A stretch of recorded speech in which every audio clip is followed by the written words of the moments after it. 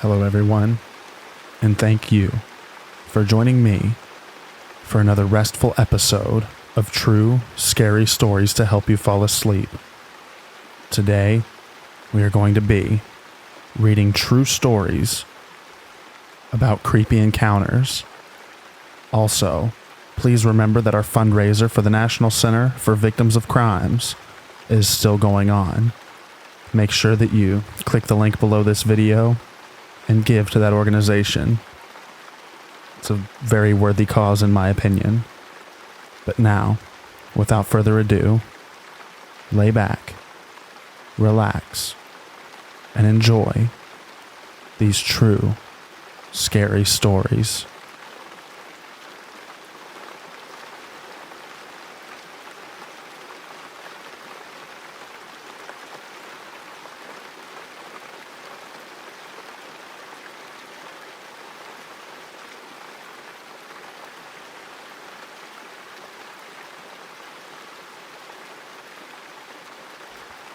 So, at around 12-ish p.m. after I had gotten off work, my boyfriend and I are watching TV and had just put a blunt out when there's a knock at the door. We both look at each other in confusion when a second round of knocks goes off.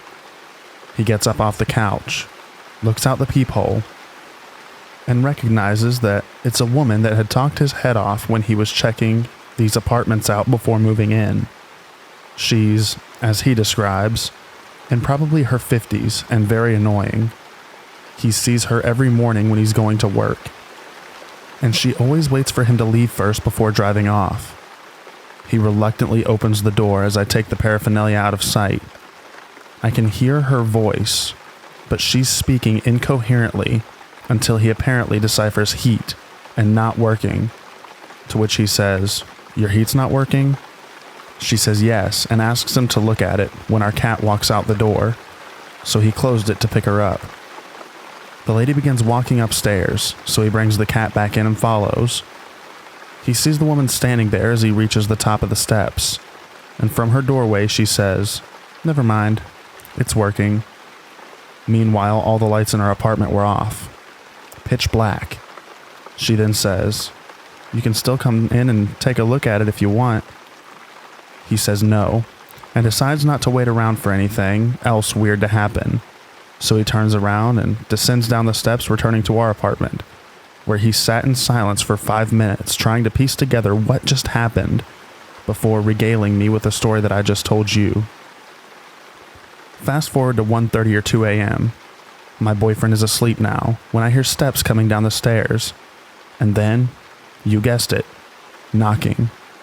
But faint this time. I know it's not on my door, so I look out the eye hole, and there she is again, knocking on my neighbor's door, yelling more incoherent words for a solid 5 minutes. Eventually, she just walks away with no answer, but not in the directions of the stairs to her apartment. I hear her walk back upstairs maybe an hour later. Strange. Fast forward to now. She's knocking on our door at 3 a.m., to which, of course, she got no answer. But as I'm looking out of the peephole, I can hear her mumbling to herself as she knocks. She walks away like before, the opposite way of the stairs, and I didn't hear her go up the stairs until 10 minutes ago, as she stomped her way up there, obviously very mad. Just a very odd experience. I wish I didn't have it in the middle of the night while stoned. I'm gonna guess early dementia or substance abuse. Update, as this happened Friday night. My boyfriend went to his car to go to work Monday morning and noticed a nail drove into the side of his tire. I'm not saying it was her who did this out of rage to her unanswered knocks, but it was very convenient as he didn't drive all weekend, so there's no telling when it happened. He did, however, call our complex about the knocking and yelling at all hours of the night.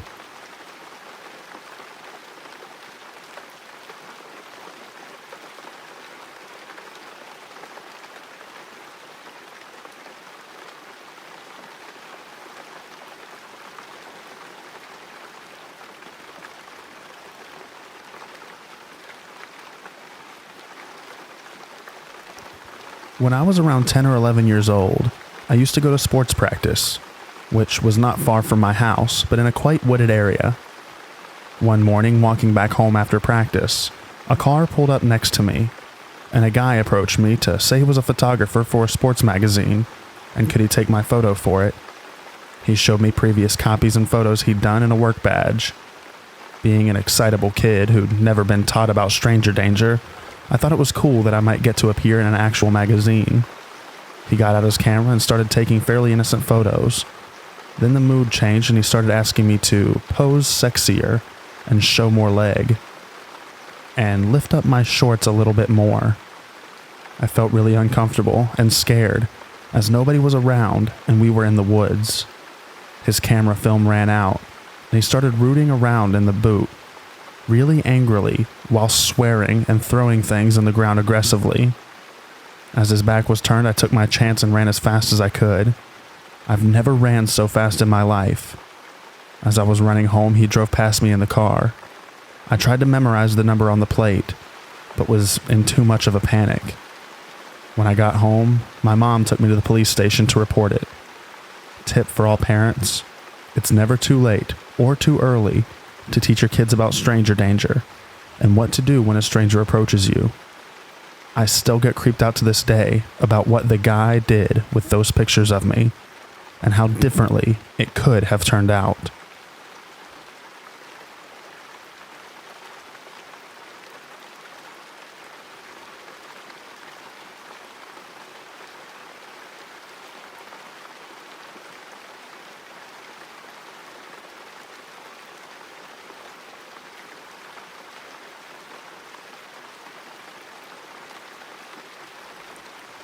This happened way back in 2017. I am now a 16-year-old female, but at the time I was in 5th grade. Me and my sister, who is a 19-year-old female, were sharing a room, and we were casually just talking. She was in middle school and I was in elementary. So keep in mind, I live in a 2-story house. The rail that goes along the stairs is like a metal gate, so you're able to see downstairs. At night, you can't see anything when looking downstairs. It's literally pitch black, so all you can hear is movement.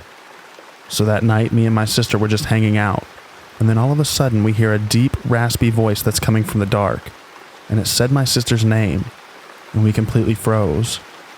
Then a couple of seconds later, it said my sister's name again, but with more force in its voice. And that's when me and her slammed and locked the door. My stomach turned so much, and I had such a horrible feeling that I was going to die. I always tell people it sounded like a clown that lost its voice. It was so raspy and scary, it did not sound normal. The only people home were my aunt and cousin, but they were asleep. And my mom's boyfriend had just left to work on a car, so me and my sister were the only ones awake, so we knew someone was inside. It got so silent, and then we could hear the footsteps coming up the stairs, and we started freaking out, especially since we didn't have anything to protect ourselves if something happened. I was on the phone with the 911 dispatcher when my sister was on the phone with my mom, and my mom made me hang up on the dispatcher for whatever reason. Anyway, my mom's boyfriend gets here and not a single thing was moved. Everything was locked, and to this day, I truly believe someone was with us that night. I think about it every day. I truly thought that I was going to die that night. I do believe this house has a couple of spirits roaming around, but I haven't had anything else like that happen.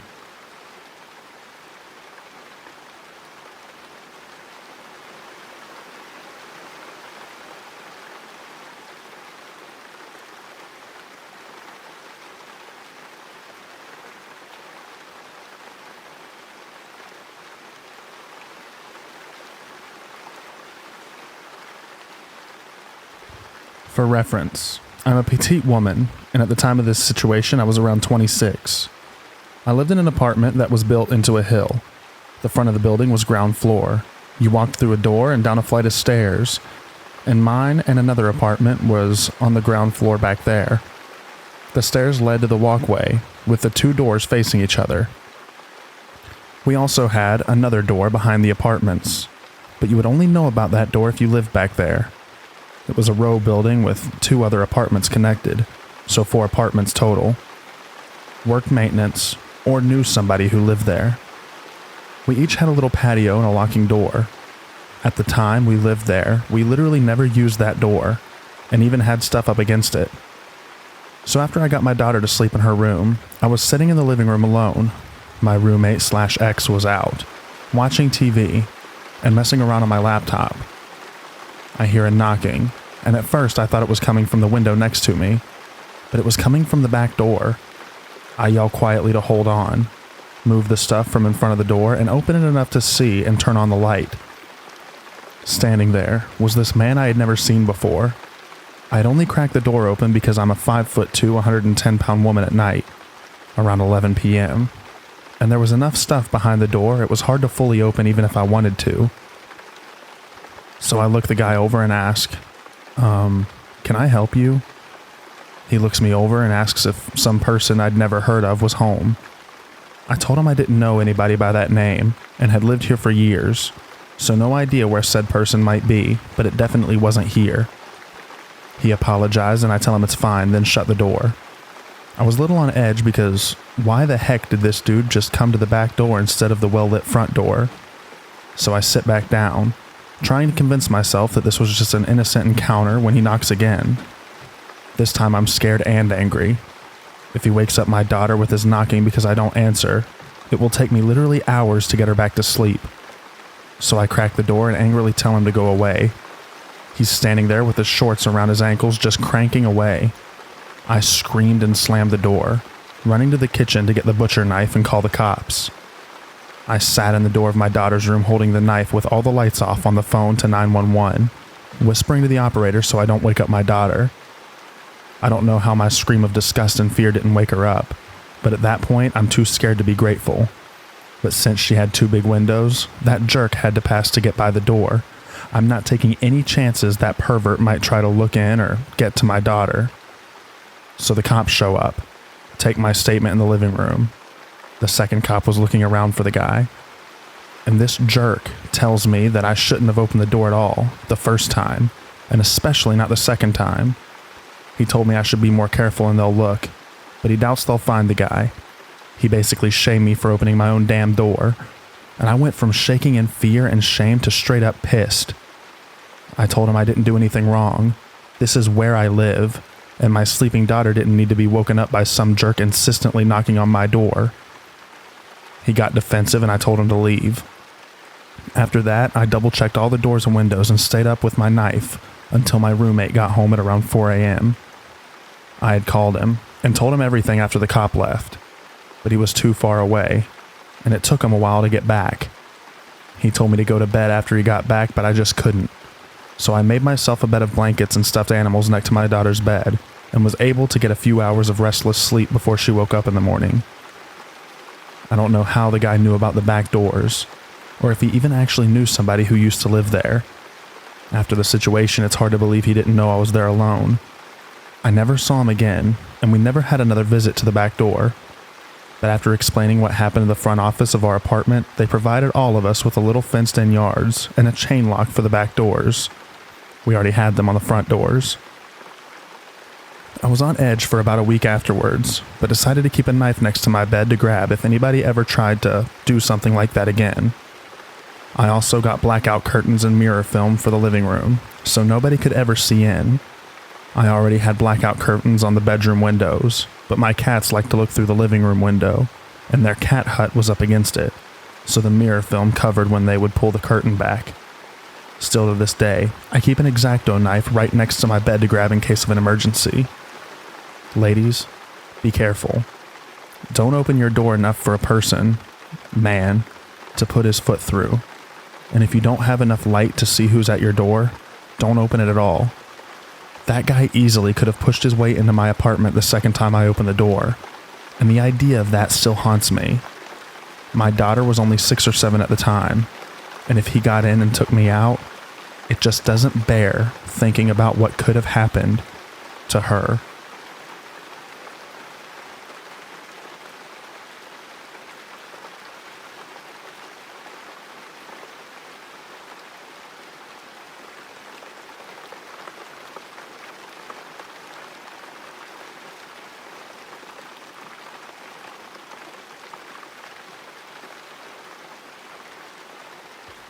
Last year, our night shift guy had a family emergency, and I, a 28-year-old female, covered for him, since it was such short notice.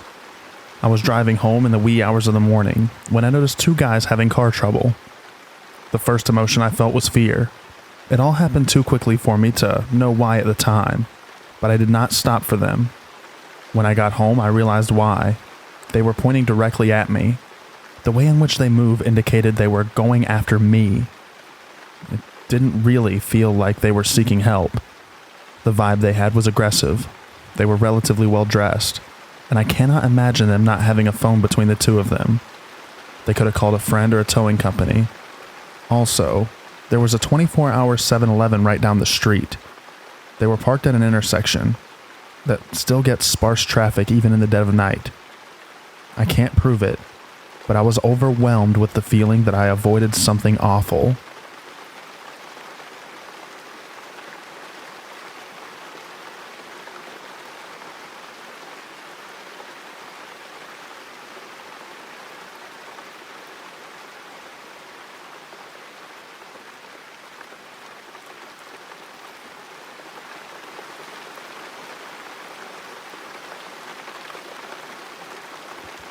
Back when I was 15 years old, I'm 23 now, I was doing some shopping and returns with my mom. I'm a female, by the way. Just for some context, I was super skinny, super pimply as most 15-year-olds are, and a mouth full of metal. Just making it known I looked very much like a minor. We were in the checkout line at one store when I noticed this older man, maybe in his 40s, who was standing at the customer service line near where we were, staring straight into my soul. When we made eye contact, he licked his lips and started doing these hip-thrusting movements. I felt very uncomfortable, but we left shortly after, so I didn't mention anything to my mom. We then went to a different store a couple of miles down the street from the previous one. My mom had to make a return, as well as shop for a few items. Once we were done shopping, the lines everywhere were super long, so I waited in the customer service line while my mom checked out. As I'm in line, I looked to the left, just as the same man walked into the store. He saw me right away, lucky me, and started walking towards me. I avoided eye contact at all cost, hoping he'd leave it be. He got in line right behind me, definitely in my bubble of personal space. He then said, "We have to stop meeting like this," and that made my stomach drop. I knew I had to exit the situation, so I asked if he could hold my spot for a second and I'd be right back. And he said, "Oh, come on now, honey. Don't get me in trouble." I went straight to my mom, and it's safe to say we did not make a return that day. I still think about it 8 years later and get chills every time. I'm just glad that I listened to my gut.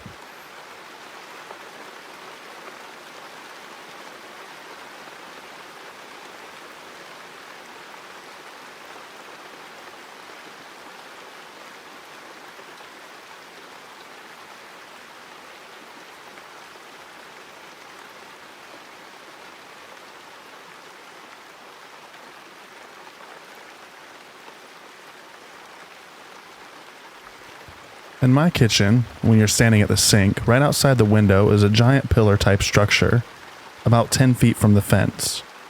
Right above the fence on the other side is the neighbor's motion-activated light. A couple of months ago, I was washing my hands when the motion light gets triggered. This happens a lot from either them walking in their own yard or someone in my family / a pet walking around my yard, because the sensor stretches pretty far. So I assumed nothing bad. It was normal.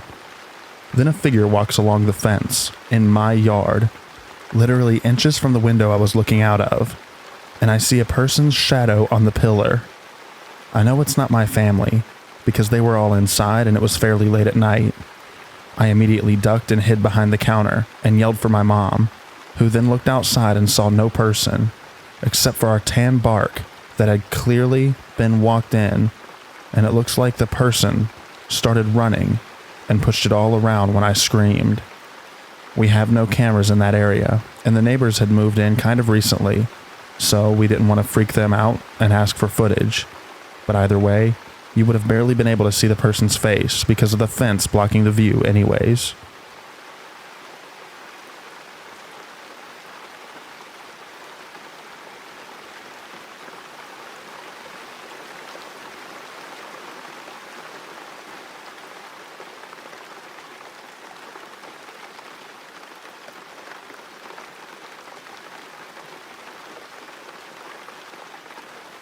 I'll try and keep this story as short as I can, but so much of what makes it creepy is in the details and the atmosphere surrounding my experience.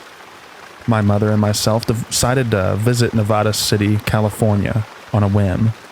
It's an old-timey Victorian area mining and logging town built in 1856.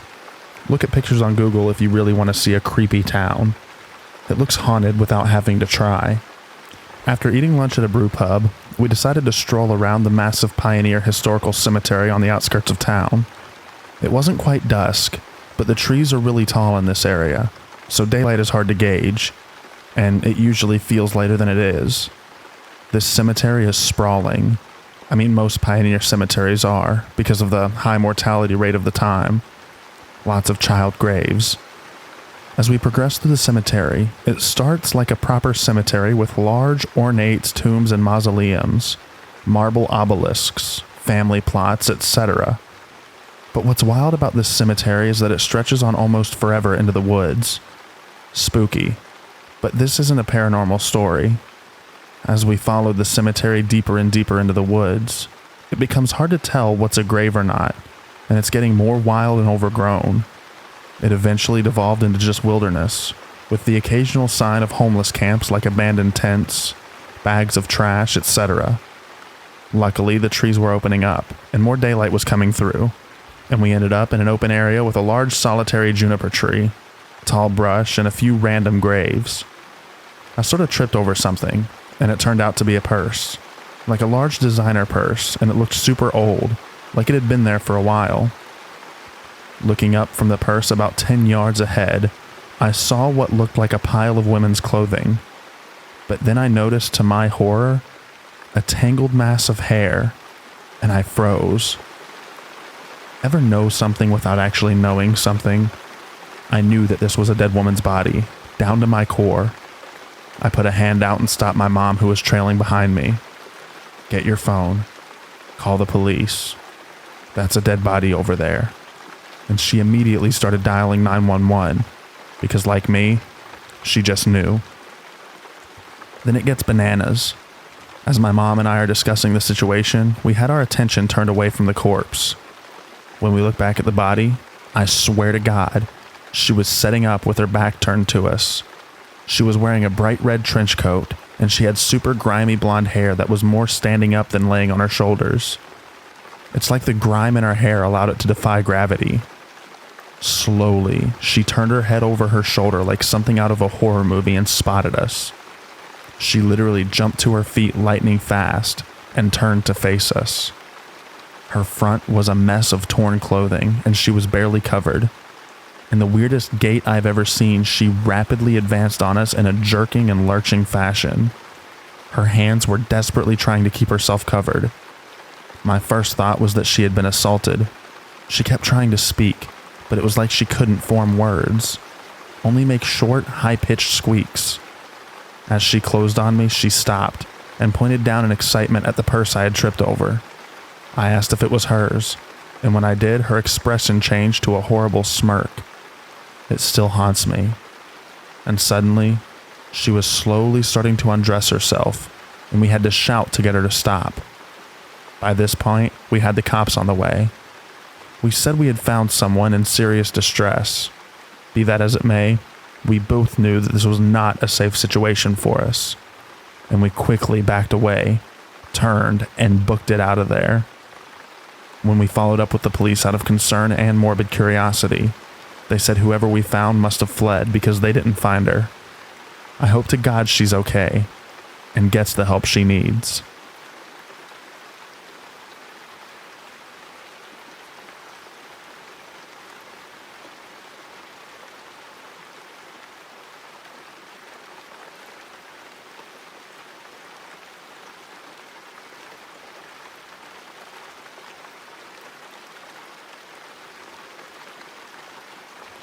One day last year, I was hunting in a ground blind on the outskirts of a field about 20 yards from a stream. On the other side of a creek was a massive uphill slope completely covered in grass. We call this area the thicket. This probably is roughly 2 hours northeast of Atlanta, Georgia. This particular day wasn't very active. I had been in the blind about half an hour and hadn't seen a deer yet. I heard something walking slowly down the hill behind me, about my 4 or 5 o'clock, and just stop right about the time it gets to the creek. It sounds heavy as it walks, so I'm expecting to see a deer, as there aren't really any other good-sized animals in the area. There have been bears sighted on the small road the property lays on, but it's always a big local story, and I've been living here for 30 plus years and I've never seen one myself. It's quiet for a minute. Then, all of a sudden, I feel something hit the top of the blind, about the size of an acorn maybe. I'm under a small tree, so I don't think much of it. But after about 30 seconds, it happens again. The nature of this occurrence leads me to believe that something didn't fall on the blind. Something was thrown at it. Now is the time I start asking questions. I didn't have the time to ask many though, before it stepped into the creek. I can hear water splashing around, as a confirmation as to just how big and heavy this thing is, whatever it is. I finally work up the courage to stand up in the blind, and look out the back window flap to see if I can see my assailant. But there's nothing there, and the noises have stopped. I sit back down, wondering what the hell is going on behind me, and started to get a tad bit unnerved. That's when I hear it grunting. It makes these concerning vocalizations, and once again starts stomping around in the creek. When I hunt, I'm usually carrying a buck knife, a 9mm handgun, and my primary rifle is a Browning X-Bolt, chambered in 300 short magnum. For anyone who doesn't understand what that means, the TLDR version is it's a massive, unreasonable, powerful bullet. Most deer I kill with it never run away and just bleed out somewhere. They're usually dead before they hit the ground, from blunt force trauma. In short, it's just a hair short of being considered overkill. The reason I tell you this is to highlight the fact that I wasn't actually defenseless at the time. Quite the opposite. After about 2 to 3 more minutes of hearing this thing cause a ruckus in the creek, I decided my only way out was confrontation. I stand up, unzip my blind, and take the safety off my shoulder cannon as I step out into the open field. But again, it's just not there.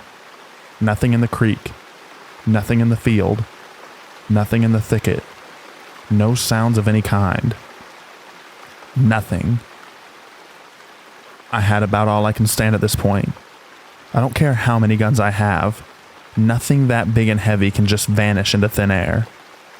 It was time to get back into the RTV and get the hell out of there, and now.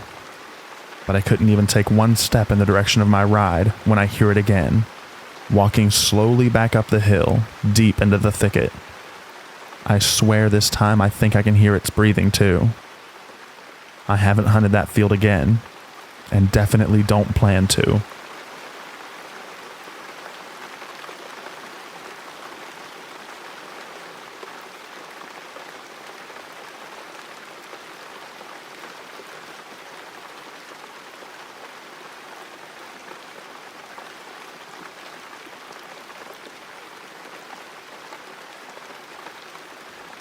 So this event happened over the weekend while I was home from college for my mom's birthday.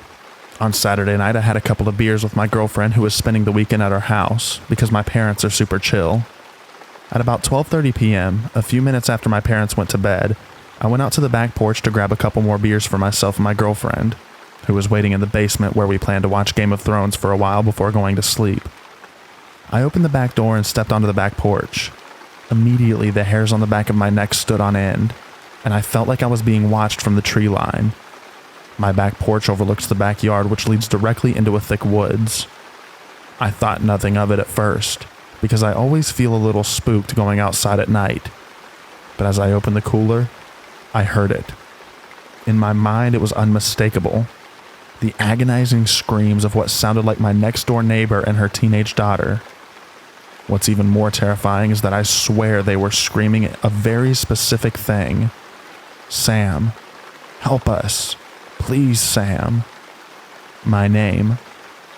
Now, I was drunk and already on edge, so frankly, I turned around without the beers and locked the door behind me as I went back inside. Then I heard my mom's voice calling from upstairs, asking me if I'd heard it. I responded yes, and asked if she knew what it was. She didn't have a clear answer, only speculation.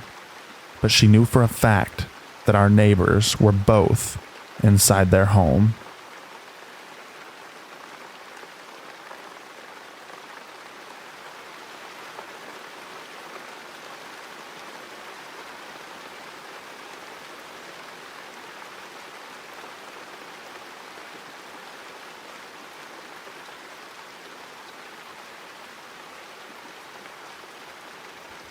This happened to me in 2019, when I was 19 years old. I'm also a female, and I was working at a dollar store as a summer job between semesters at university. A guy came into the shop around closing, 9 p.m., around his late 20s or early 30s, and was obviously high. He had the red eyes, slurred speech, everything. Anyway, I said my normal fake hello and smile. Any retail employee knows what I'm talking about, and just let him into the store. He grabbed a cart and started piling stuff into it, only 20 minutes later to come up to my till, saying his weed had worn off and he no longer wanted the pile of stuff in the cart. At this point, I was super pissed, because that meant I had to put it all back. He paid for a few things, thanking me for being so chill about the fact that he was high, then basically started telling me his whole life story about how his wife left him and took his 3 kids with her, that he was broke, etc. He started asking what my name was, where I live. Obviously, I lied. He said he would be back and walked out. I thought nothing of it. I noticed that he started coming in a lot more often, with his backpack, and he always made eye contact with me, coming up to the till to pay for a bottle of water or something. He kept asking me questions about myself, and I was pretty discreet. I've been stalked numerous times. I suspected that he was stealing. To be honest, I didn't really care, but he always gave me that look, as if I was his accomplice or something. Then it started getting super weird. I didn't tell my boss about him. Granted, I probably should have, but I didn't want to accuse someone of stealing because of their financial status or whatever else might be going on. I didn't want to accuse him in case he was innocent, and I was just misunderstanding things. I think she knew something was up though, because of how comfortable I was whenever he came in, asking if someone could cover for me on till, or asking for an early break, etc. I wasn't actually at work for this part, but my boss told me about it later. She said he came into the store in tears, admitting that he had been stealing from the store the last couple of weeks. He told her he had made a list of things he stole and was going to pay it all back. This is where I reminded it was a dollar store. It's not like he snagged the Mona Lisa. I was stocking shelves when I saw him next. He came up the aisle and snuck up behind me, startling me. He insisted he wasn't there to steal, then professed his love to me, insisting that I call him. I didn't even have his number, not that I would have if I did. I wasn't at the till when he went up to pay for a handful of chocolate bars, but my boss was, and she told me he pulled out a wad of bills to pay for them. She asked him where he got the money, and he, quote, responded, "I found a pot of gold."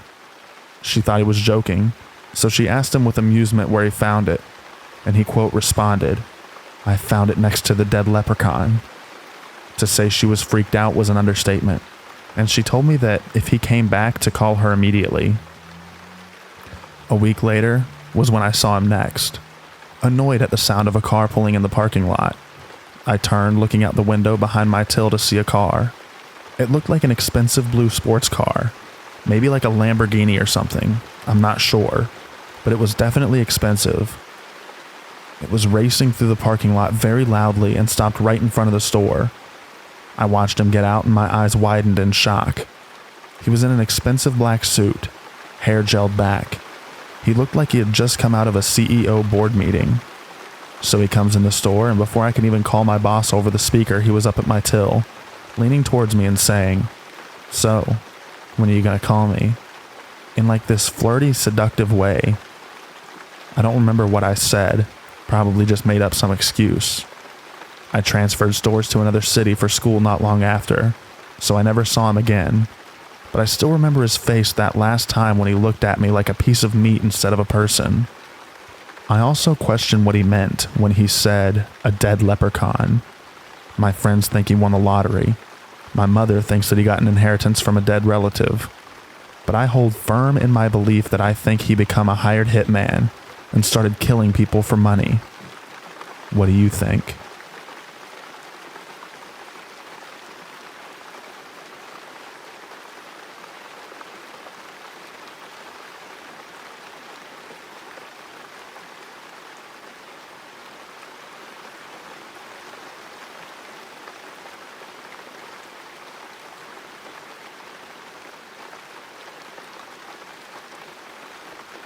Creep or nice guy?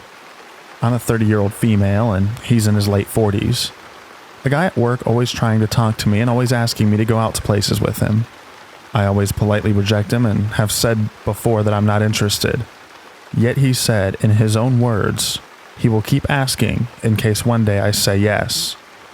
Now, some really odd things have been happening within the last year or so. I'm a massive fan of one game franchise in particular, and he knew I was a collector. All of a sudden, he collects from the exact same game I do. He knows I like to go to Comic-Con, anything nerdy. Yet, all of a sudden, he goes to all of them too. When we're friends on PlayStation, every game I played, he started playing too. We had a conversation a while back about fragrances, and he asked what was my favorite. The week after, he was wearing it. I would have gigs lined up, and all of a sudden, he's going too, and he really likes that band also. He constantly asks me if I need a lift home. I always say no, and he's wrapped chocolate for me and left it for me to have on my desk. He's bought me gifts just because or to cheer me up, even if I hadn't spoken to him in a while, and even when I constantly keep rejecting him. He traveled all the way down to London, 5-hour drive, to go to an event I missed out on as I was at work, and got a book signed for me. I never even asked for this and was mortified when he gifted it to me. I'm not sure if there's genuinely something wrong with him, or if he's trying really, really hard, or if he's an actual creep. Any advice would be appreciated.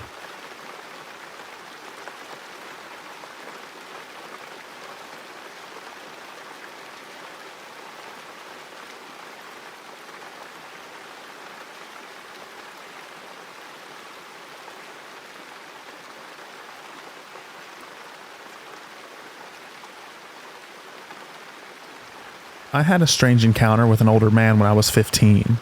I had just moved to another city, and my mother took me and my brothers to the mall. She told me that she would pick us up at one of the entrances at a certain time. So, when about 10 minutes before then, I sat on a bench waiting for my brothers, phone in my hand waiting for her to call. I'm the patient, laid-back type, so I'm really in my own world and not paying attention to the people around me at the time. But even though I'm not directly paying attention to anyone, I still have great senses in telling when someone or something is out of place. All of a sudden, I see a tall white man in an old-fashioned trench coat standing on the side of me. He's just looking at me with a smirk on his face. I was a young black male from the hood, and had never seen someone dressed like him. I looked around to see if anyone else thought this was strange, but everybody was minding their business. He asked me if I believed in Jesus. I just looked at him. This was particularly weird, because I grew up very religious, but had started to question my faith. He said more stuff related to Jesus and religion, but I zoned him out. I was low-key irritated, and looked over to my brothers, but they seemed to not even notice the man standing in front of me talking. The man still had this weird smile on his face. I got uncomfortable, so I looked in my phone to see if I got a text from my mother yet, but I didn't. It felt like time stopped as we stared at each other for a few seconds. Then the man said, "Your mother's outside." I looked towards the entrance but didn't see her truck. I turned back around to him and he was gone. Nowhere in sight. Straight up disappeared, even though it was nowhere to disappear to. My phone started ringing, and it was my mother telling me she's out front. I looked to the entrance again and see her just now pulling up. I asked my brothers where did the man I was talking to go, and they said that they never saw me talking to anybody. especially no one like I described. He reminded me of the Men in Black and how he dressed. When I was young, I thought maybe he was a time traveler.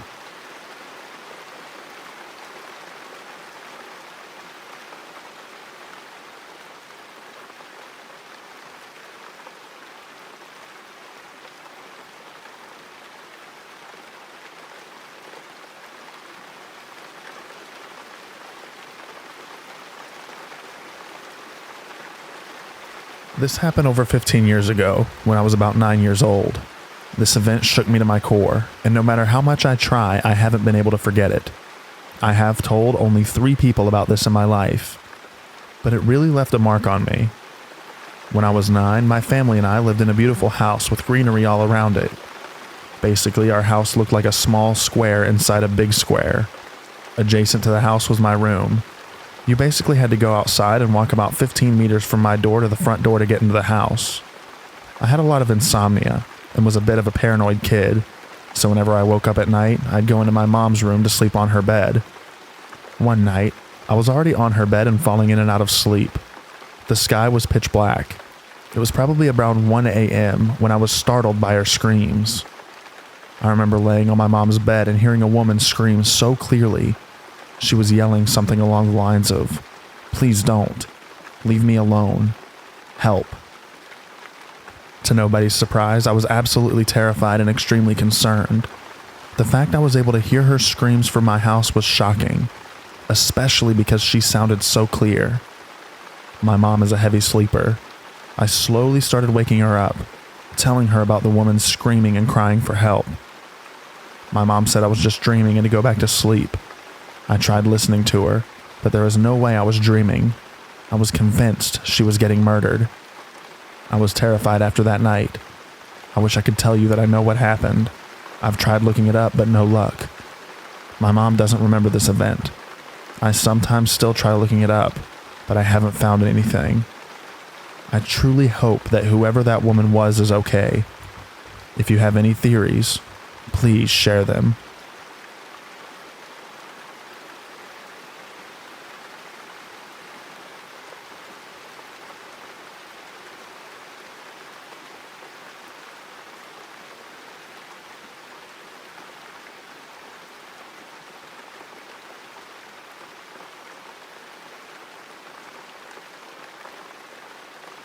This occurrence was in the winter of 2017.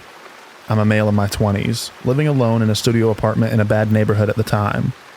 It was a normal weekday night, and I spent it indoors playing games on my PS4 and smoking weed early into the morning. My lights were off, and only the glare of the TV lit up the room slightly. All of a sudden, at around 2 a.m., I hear a knocking at my door. I ignored it at first, thinking it was just the game, but then I heard it again. I quickly paused the game and went over to the door quietly. I look out the peephole and said, "Who is it?" Then the stranger responded by saying it's the mailman. I go over to my window next to my door to get a better look. There obviously are no mailmen that deliver at 2 a.m. I opened the shutters slightly and saw a Caucasian man that looks like he was on drugs. He was also holding a large black trash bag that looked like it was full. I yelled at him in anger through the window. "You're not a mailman. Get away." He stood there for a moment, not even noticing that I'm looking right at him. Then he continues to wobble away slowly, dragging his heavy trash bag of God knows what. I didn't report the incident and never saw the creep again.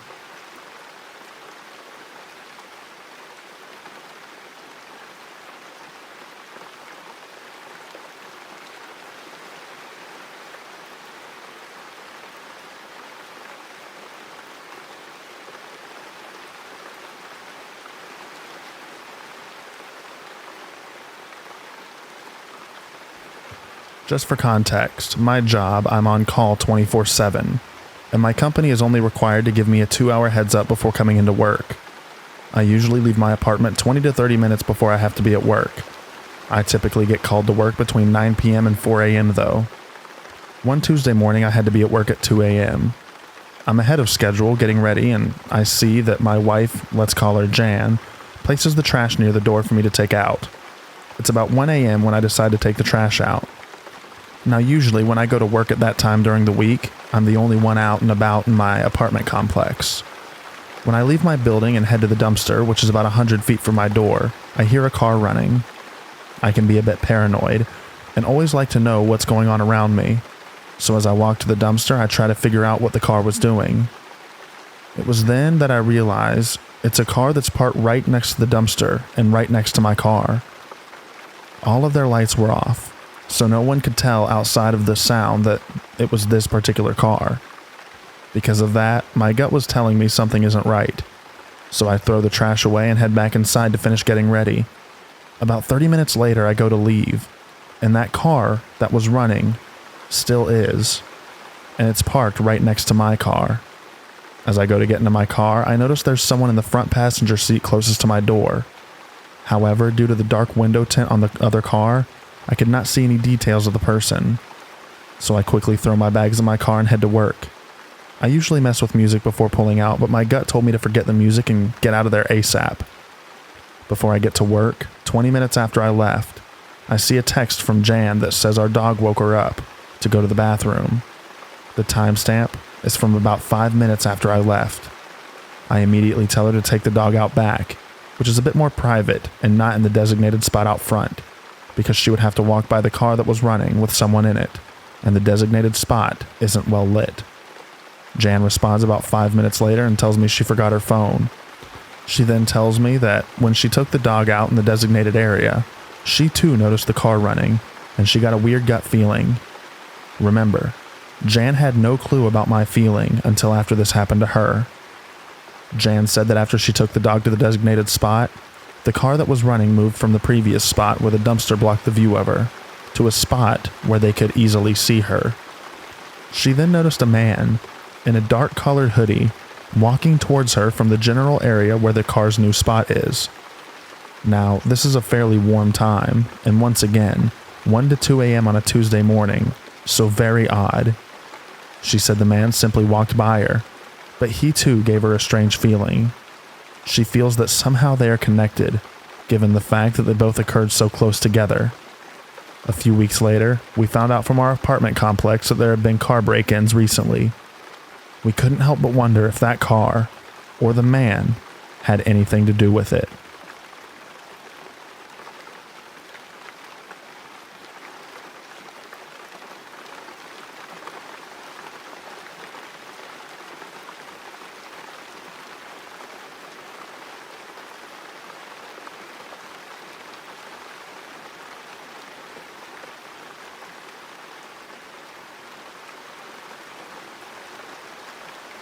I hear noises a lot, and I hear them everywhere I go.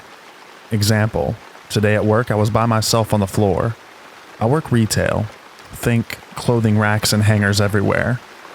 My coworker had gone in the back to take a call, and I knew she was going to be gone for a while, so I know any noises that I heard weren't from her. Plus the door to the back is very loud, and you can hear it open and close from all the way up front in the store. With that being said, I know for a fact that I was alone in the store. There were no customers anywhere, and no customers trying things on in the fitting rooms. I had walked around the whole store for like the third time since my coworker had gone in the back once I heard the noises. I started hearing noises of hangers hitting each other, like when you sort through a rack to look at everything and hangers are moving around and bumping into each other. Like I said, there was absolutely no one else in the store. And things like this happen to me all the time. It always gives me the feeling like someone's watching me, or gives me goosebumps, or both. When I used to live at home with my parents, before they remodeled, we had these really old creaky wooden doors for the garages. You always knew when someone was opening them, because it was so loud and squeaky, the noise was unmistakable. When I was old enough to start staying home alone, I would hear the garage door opening and run to the window to see who came home, and open the door, but there were a lot of times when there was no one at all. Even my dogs heard it and would start barking and getting excited, thinking that someone else had come home. There were times when I didn't check the window, and it was taking a long time for someone to come inside, so I would go to the garage and check. Maybe my mom needed help bringing things inside or something, but there would be no one there. In my current apartment, I hear someone walking up the stairs a lot. I live in a townhouse type apartment, and you cannot hear the neighbors at all, unless they're on top of their lungs screaming and yelling. And sometimes, same as the garage situation, there is no one that ever comes up the stairs. I only live with my boyfriend, and very few of our friends and family have keys, and they always announce themselves when coming in. So it's not anyone trying to be sneaky and scare me. When I check, there's no one there. Do things like this happen to anyone else frequently? I believe to an extent in the supernatural, but am I just hearing things? Are all these places haunted? Or are the supernatural following me?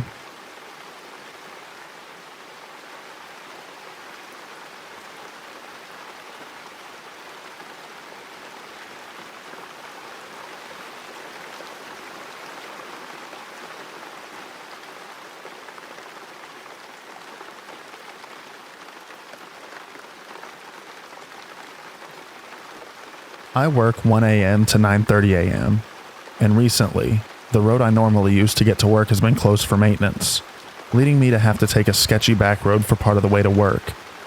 Last week, at a few minutes past midnight, I was driving to work on the back road about a half mile from the nearest house, and a man ran across the street about 3 minutes ahead of me. It creeped me out, but I just shrugged it off. Today, on the same stretch of road, I saw what looked like a doe or a dog running at full speed across the road. Right where it was going was a fence. When I got to that point, there was nothing but fence. No animal. I got the weirdest feeling of dread as I saw the animal, though, and no way to understand it. My palms got sweaty.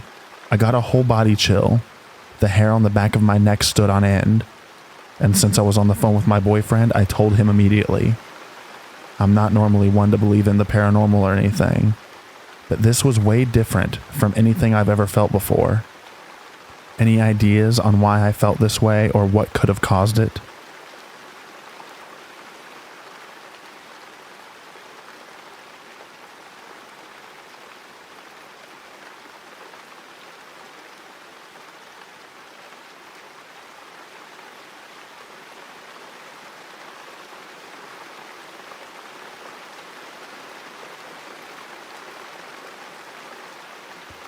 This story happened 15 years ago, and I still have shivers in my spine when I think about it. I was a student at a small university where everyone knew each other. All the students in my class were very close to each other. There weren't many of us, so solidarity was the norm. During the third year, 15 Chinese students joined our class, 14 girls and only one man. The girls were very nice, and we welcomed them with open arms. They integrated very quickly. The man, meanwhile, hardly ever spoke. He was very secretive, dressed quite extravagantly, and was always hyper-tense or stressed. My closest friends and I tried to push him out of his comfort zone a bit. We used to help each other with studies. We thought that was normal. We quickly realized that was a mistake. When he spoke to us, which was rare, his words were incomprehensible. He was completely delirious. He always told us about his fascination for death, that music made him want to kill people, that he hated women. We tried not to judge him and just work, but he became more and more comfortable with us, and every day he told us more and more horrible things. After a while, it was rumored that he was harassing a lot of the girls in our university. He managed to get their phone number and was calling them day and night, or he was following them down the street to their house. It was extremely creepy and scary for everyone. One girl, in particular, really didn't appreciate him following her and filed a complaint against him. He was questioned by the police, as well as by the headmaster of the university, and asked to go to the hospital for a psychiatric treatment. We didn't see him for a few months after that, so we thought he was off for treatment. Then one day, suddenly he reappeared in class, but his gaze became extremely disturbing. He stared at people for tens of minutes as if he was going to jump at their throats. I felt very bad that day. And then one day, I learned from a friend that he'd come to the university with a huge butcher knife. He wanted to kill the girl who reported him to the police. But since she wasn't in school that day, he went off to see her mother, who worked as a secretary in our department, and he killed her, slaughtered without any remorse. Some teachers present in the building tried to stop him, and they were seriously injured. Finally, he was able to be subdued and put in psychiatric hospital for the rest of his life. This story traumatized us all. and even years later, we never talk about it between us. It was absolutely horrible. After that, I left university because it had become unbearable.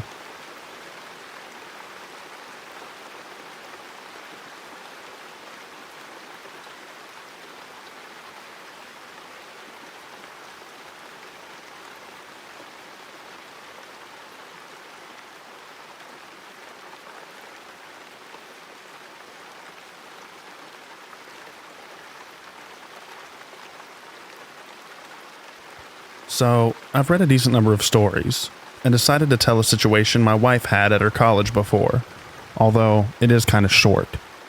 The college my wife would go to had various class hours, and one of her classes ended late. Well, after the sun went down and after most others already left.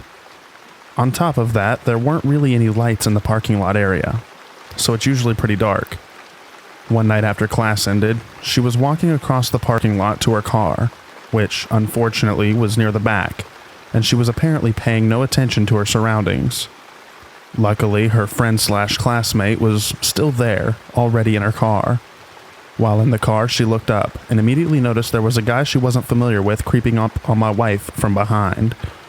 Pretty much all other classes are done, especially for that building, so the parking lot is virtually empty of cars aside from everyone in my wife's class that didn't already leave. Noticing this random guy creeping up on my wife, she turned her car that direction and turned her headlights on towards him. The guy made an immediate beeline in a different direction for my wife and her friend at a quick pace. She told my wife, of course, what she saw, and my wife told me. The school doesn't have any cameras outside, so couldn't try to have them look at who it is. Bought her pepper spray and told her she needs to be paying attention to her surroundings.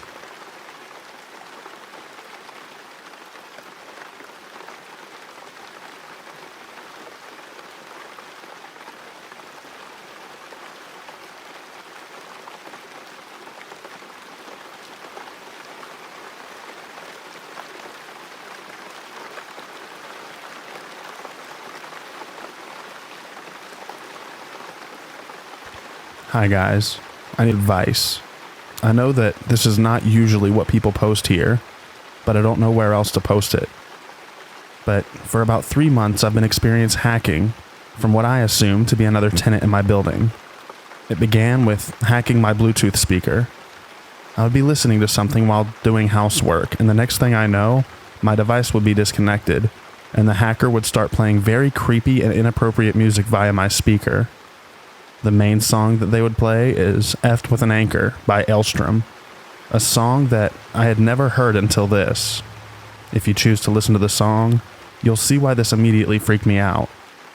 I would try everything I could to turn it off, but they would put the volume at full and play again and again. This happened on 2 separate occasions. After this, I stopped using my Bluetooth speaker to prevent this from happening again, until they hacked into my PlayStation and began playing the same song, again on full volume, and continued to play after I tried to press pause or exit my music app. I then unplugged my PlayStation and have not used it again. Finally, yesterday I'd asked Google a question via my Google Nest device, and straight after I heard a ding on the device, signaling someone else was controlling it, which is only possible if I grant access. Also, the case with all the devices they have hacked so far. Straight after the ding, the hacker started playing creepy music again, different from the last time. It was an old song with a very creepy undertone, and the only words I remember are, "Times are getting hard, boy." I straight away unplugged my device to stop the music, and have stopped using the device altogether. The reason this had freaked me out more than the last few times is the fact that I was on my phone with a friend at the time, talking about some personal things I had going on. Therefore, I believe the hacker is able to hear me. I'm unsure whether this is due to them being a direct neighbor of mine or whether they have hacked my devices to listen to me. I'm completely stumped with what to do now, as I've contacted my landlord and all they said was they'd send out a warning email to all tenants, but I needed to contact my internet provider for further action. I should have mentioned this earlier, but I live in student accommodation, and to make it cheaper, everyone uses the same Wi-Fi, but they have separate logins. So the reason it's so easy for them to hack into my devices is usually to us using the same Wi-Fi. I then contacted my internet provider, and they said they can't do anything about it. I don't know what to do anymore. I've now had to forfeit use of 3 separate devices to ensure this stops happening, but they continue to find a way to hack me. I feel incredibly unsafe and uneasy in my apartment, becoming paranoid someone is listening to me or watching me. I feel as if I'm going crazy. So please, give me any advice that you have.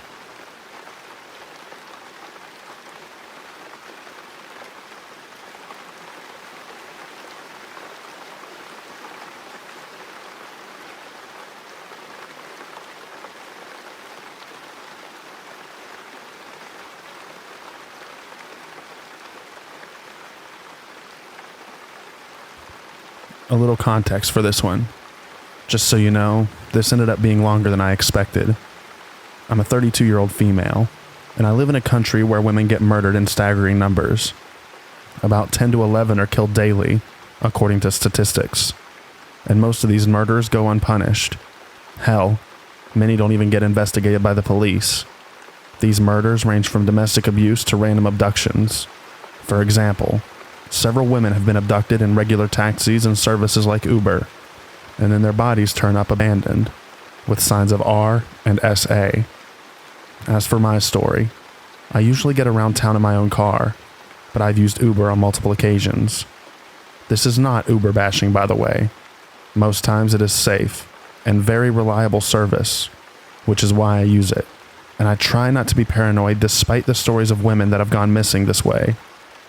Anyway, this means that every woman I know has thought about what they would do if they found themselves in this situation.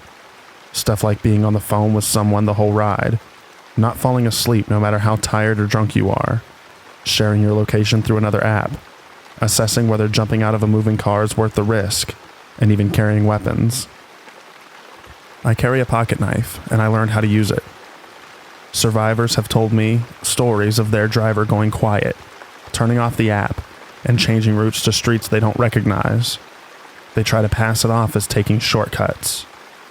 That being said, one day after work, I had to take a taxi home, and I scheduled an Uber as usual. The car rolled up, the make and model matched, the plates matched, and the driver looked like the photo. So far, so good. I climbed inside the car, greeted the driver, and immediately shared my live location with my husband, letting him know that I was on the way. As an extra precaution, I always check that the locks can be disengaged by hand, and bonus points to cars with windows that can be cranked down manually. The drive started normal. Driver was an older guy, friendly. We struck up a conversation, just small talk. We found a lot of traffic, and the driver asked if I wanted to take an alternate route. I pointed at an access road that I normally use to skip traffic, and he switched lanes. We were going down the access road, and this is when things started to get sketchy. He said that he made a wrong turn, and we kept driving farther and farther away from the main road, supposedly looking for a way to get back on track. The app was still running as normal, and the GPS was telling him how to get back on the main road, but he kept ignoring it, saying that we are now too far away, and that he knew another way to get to my destination faster. So this is when alarms start going off in my head, especially because we kept getting closer to the bad part of town. True, if you cross those neighborhoods, you can find another main road on another side, but most people avoid it for it being the aforementioned bad part of town. Like, police don't even patrol those streets sometimes. As he drives deeper into the neighborhood, he notices I'm tensing up. Truth is, I was debating whether I should reach for my knife or if I was just being super paranoid, and the driver was honestly just trying to get us to another main road. So he starts telling me about the neighborhood and that I shouldn't be scared, that it was dangerous but that good people lived there. Honestly, I wasn't so worried about the people living in the neighborhood as I was about this guy taking the scenic route. So I started talking too, about how I was aware there was a road that crossed to the other side, and that I knew exactly where I was. The conversation at some point turned to his daughter, who was college-aged, and I kept making as many parallels as I could between that girl and myself, hand on my pocket knife at this point. The other hand ready to unbuckle the seatbelt, while I kept an eye on the map to make sure we were getting closer to the other main road, and thankfully we were. I did not begin to relax until I started recognizing where we were. We eventually make it to my own neighborhood, and I made him stop a block before reaching my house. I didn't want the guy to know where I actually lived, and I skipped out of there as fast as I could. I really, really hope I was just being paranoid, and that I was never in actually any danger. But man, that was an intense ride.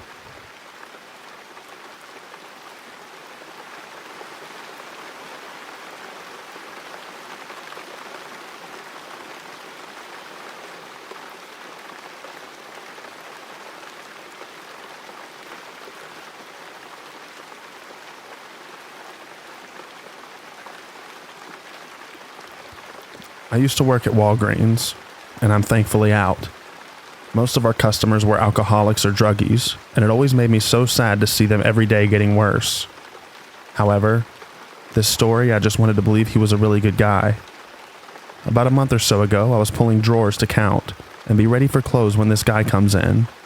He looks out of it, definitely was on something. But I saw it every day and never thought anything of it.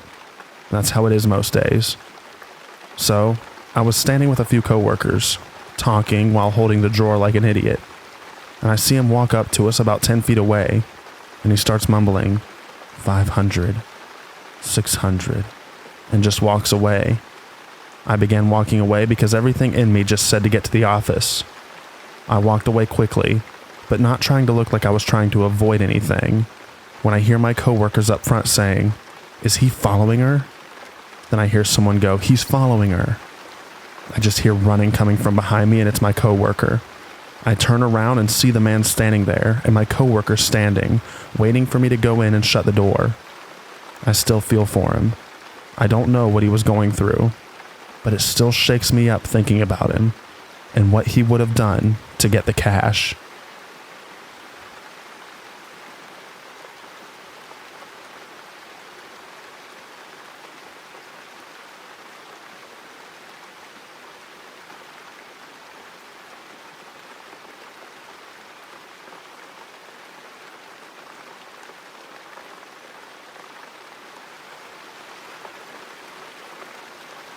While deployed to Iraq with the Army, one night I'd been assigned evening guard duty with one of the camp's perimeter towers.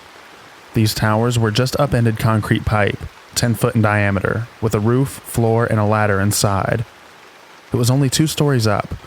In each tower was a set of night vision goggles, a pair of binoculars, a machine gun, a radio, and a spotlight. There were 2 of us per tower on each shift. On this night, it was me and my buddy, Smith. It was a quiet, cloudless moonlit night. Our camp was small and situated on a low hill. 5 towers in total protected the perimeter, with number 3 being the one facing the rear of the camp. We mostly had an unobstructed view out for at least a mile in all directions, but there were small hills and valleys, no more than 6 feet deep at the most. Otherwise, just empty desert. While we scanned our sector, Smith and I was talking. We complained about the war, talked about going back home, having a beer, and meeting girls. It was the best way to pass the time. Then at some point during the night, we hear what I can only describe as the shriek. Like nothing I've ever heard before. The sound came from somewhere off in the dark, maybe 30 to 50 yards away from us. It was short, barely a second and a half long, sharp and loud, ascending in pitch. Something that could have been either woman, child, or an animal in distress, or maybe an animal in anger. It stopped my heart. It was even more frightening in contrast to the calm/quiet of the evening. Then it happened again, and then again. "Smith, you hear that, man?" I asked. "Yeah, what the hell is that?" he said, grabbing the binoculars and looking out. "I don't know. Scaring the crap out of me," I said. "Get the light out here," Smith said. I got the spotlight out scanning the desert, but there was nothing out there. I kept moving back and forth. "Get the night vision," Smith said. Again, I scanned the desert for as far as I could see, but there was nothing. Just empty night air. We got on the radio to the watch commander. "HQ, this is Tower 3. Did you hear that? Over." The radio cracked, then responded. "-3. What am I supposed to hear?" By then, the noise had stopped. We described what we were hearing and asked the other towers if they heard anything. No one but us heard it. Watch commander checked back with us multiple times, then came up and looked for himself. He tried the night vision, then the binoculars with the spotlight. Nothing but sand. The shrieking was gone and all was quiet again. We finished the shift with no more interruptions, just the same as before, except for one difference. I stayed perched on the machine gun, watching the night. In the morning after we were replaced, Smith, myself, and another buddy came from the watch commander's office, went out the gate, and headed in the direction of the noise. About 30 yards from the gate was the most horrific thing I've ever seen. Scattered in about an 8-foot diameter was a splashing of dark brown blood soaked in desert sand with bits of flesh. None of us could tell if it was human or animal, but whatever it was, almost nothing was left of it. What scared us most is that, from the sight of the blood, we had a direct line of sight straight to Tower 3. Even without the spotlight, we should have been able to see whatever had taken place here. But neither of us in the tower saw whatever did this. Even the watch commander himself came out to investigate. A report was made, and a brief search of the area was conducted. No foot or paw prints. No drag marks. No patterns. Nothing. Whatever it was, it shrieked 3 times, left nothing but blood, and disappeared. It was well within eyesight of us, but was never spotted. It just vanished.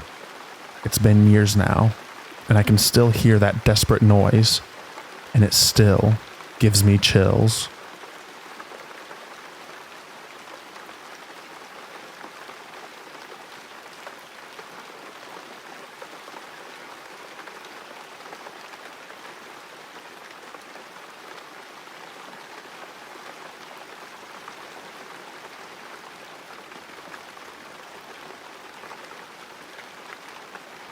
This occurred when I was about 9 years old. I was at this wedding, and being an Indian one at that, there were tons of people there. I remember playing tag with my cousins while the ceremony went on. The exhilaration and thrill led me to wander off somewhere amidst the crowd. Then, suddenly, I felt a strong grip on my arm that pulled me back. Startled, I looked at the arm gripping me, and then looked up, and saw 2 men in identical dark black suits with shades on. Now keep in mind, this is an Indian wedding, with people wearing traditional clothing, and here are these 2 seemingly middle-aged looking men who stuck out like a sore thumb. The man holding me asked, "Are you from Pune?" A place in India, in a low voice. For some reason at that moment something came upon me. It was an incredibly weird feeling that something really bad was going to happen if I said the answer that they wanted to hear. So instead, I lied and said that I was from Pune. The other man sitting there turned to the man gripping me and whispered something which I couldn't hear. Then the men let me go, and I dashed out of there as fast as I could. There wasn't much of an outcome from this story. Really, it's just super eerie. Why were these strange men there, at a wedding such as this? What were their true intentions with me? What scared me even more was that nobody had even noticed their odd choice of outfits, even once. And even when I asked everyone who attended the event, they all replied, saying that they saw no men in black.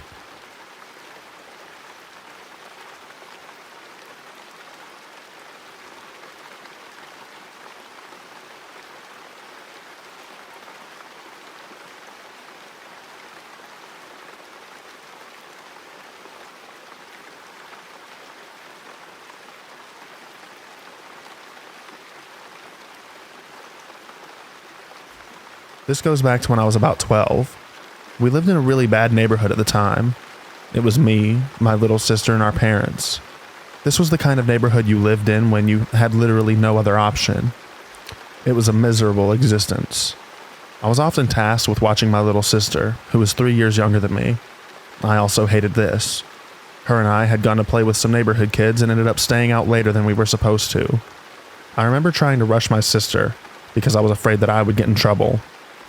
I don't know why this one specific part sits in my head still and makes me so sad to think about, but I remember pulling her arm really hard because she wasn't keeping up. On our way home, we ran into these two older guys from our neighborhood. They were somewhere in the range of late teens to early 20s. Literally everybody in our neighborhood hated these two. They were always starting fights, played their music too loud, and driving way too fast. Just the kind of people that you wouldn't want to hang around. As I'm pulling my little sister, one of them charges at me and picks me up. 12-year-old me wasn't having any of that, so I was fighting him. But eventually, he just took me and physically threw me in his backyard. I don't remember how the other bit happened, but the other one grabbed my sister and followed us. This would make sense to me later, but I noticed that their behavior was much more erratic than usual. For instance, one of them would periodically grab me by the head and squeeze it around my ears. This terrified me because I thought they were going to kill us. I was crying, but my sister oddly enough held it together. I also recall they would just randomly scream things at us. Nothing about them was making any sort of sense. This went on for almost an hour. Then a cop car passed, and I remember screaming for help. He didn't hear me, but the two guys ended up letting us go. We ran home and told our parents. My dad would go and talk to these two, but he didn't do anything about it. I was told many years later by my mom, long after we had actually moved away from there and into a good neighborhood, that on that night in question, one of our neighbors had brutally killed his wife and mother. Had we kept running, we would have been in the midst of that.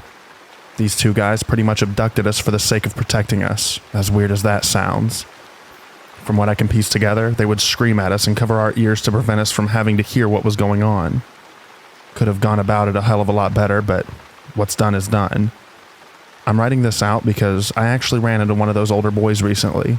He's actually a cop now, and has been on the force for about 10 years. He's very decorated, and seems to be making an effort to keep the streets safe. It was a creepy and scary encounter, but I'm glad that there are people that still want to do some level of good. I hope everybody has a great weekend.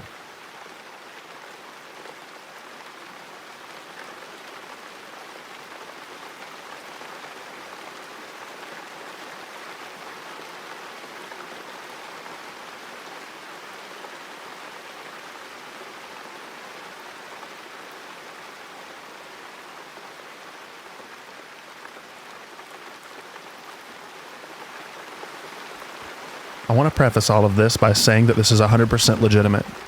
Nothing in this story is made up, even in the slightest, and it's not exaggerated in any way. My mom was an avid conspiracy podcast listener when my brother and I were growing up. She used to listen to the Coast to Coast podcast on alien conspiracies, and would talk about recent UFO sightings and stuff like that. Anyway, because of this, my mom decided to tell my dad, my brother, and me an incredibly secret one-word code that would only be used to verify that we are who we say we are, in case of time traveling or something like that. It's a pretty unique word, if you can even call it that is almost inconceivable to be mentioned in regular conversation. We all thought it was pretty corny, but we all agreed to remember it, and all of us talk about the code in conversation every once in a while. Note that my mom came up with this code several years after we had moved away to a different state, California, from our hometown in Illinois. Fast forward to last week. A tradition of our family is to go back into our hometown for Thanksgiving every year, and my dad's and uncle's birthday is within that week, so we usually celebrate their birthday during this week as well. We decided, since it was my father's 50th birthday, that we'd go to a dive bar with my family and my parents' high school friends. Vibes were great, and it was the first time our whole family had been out together for several years. About an hour in, a late 60s to early 70s man wearing a bar staff shirt came up to me, my brother, and my mom, and said this incredibly secret aforementioned family code. The way he said it was so deliberate. It was like he knew how much the code meant to my family. We all looked at each other with very perplexing gazes, like we all wanted to say what the F to each other. But as soon as we looked at each other, he went over to where he was sitting prior to this incident. My brother went over to talk to him a few minutes later, but I forgot what he said to him. Nothing noteworthy as far as I can remember. I'll update this post on what he said to my brother during this encounter when I ask him. Later that night, he and my dad were outside smoking and gave my dad a rock. It was a dark brown rock with dark orange streaks passing through the rock. I think my dad gave it to my mom, and my mom threw it away, but I'll update this post with an image of it if she still has it. My mom believed that the rock was some sort of bad omen. I kid you not, this really did happen. My brother and I think it's a clever prank that my mom has pulled, but she usually cracks when this happens and we ask her a few times. I wouldn't think she would have joked about this in the first place, but it's the only logical thing that we could possibly come up with. Even the day following, my brother and I asked my mom about this incident again, and she remained very adamant about her having no involvement in this at all. My dad isn't the prank pulling kind of guy, and wasn't even there to see it go down. No negative connotation, but it's just not his nature to ask a stranger to do something like that. So it eliminates him from doing something like this. We asked him anyway, and to no surprise, he said he had no involvement. I know this seems incredibly unbelievable, and I agree it totally does, but it did happen, and it's a creepy interaction that we'll likely never forget. I'm not a believer in the supernatural, but if I did think that was just a prank, I wouldn't have spent time posting this here. Edit to respond to some of the comments thus far. I wasn't trying to insinuate this mystery guy is a time traveler. I was simply saying that my mom told us this in a case of some weird scenario where we wouldn't be able to recognize each other physically. Basically a way to verify that we are who we say we are. I know I explained it poorly, but all of my family lives outside of our hometown today. And even though I said that we go there every year for Thanksgiving, we haven't for the last 2 to 3 years due to COVID restrictions. Other than that exception, we've basically been every other year. I haven't lived there for roughly 20 years, and the other family member living there is my grandmother, who is in her 80s, and I don't think she even knows how to get the phone number of said bar. As mentioned previously, some of my parents' high school friends still live here. It was a on-the-fly decision to go to this dive bar. We aren't frequents, and it's located in a medium-sized city, around 150,000 people. Nobody had posted this whereabouts on socials until later that night or afterwards. I appreciate everyone's responses so far. I agree that the bar getting a tip is definitely not too far-fetched. However, I still think it's quite unlikely. To everyone trying to guess the secret code, nobody has gotten it yet.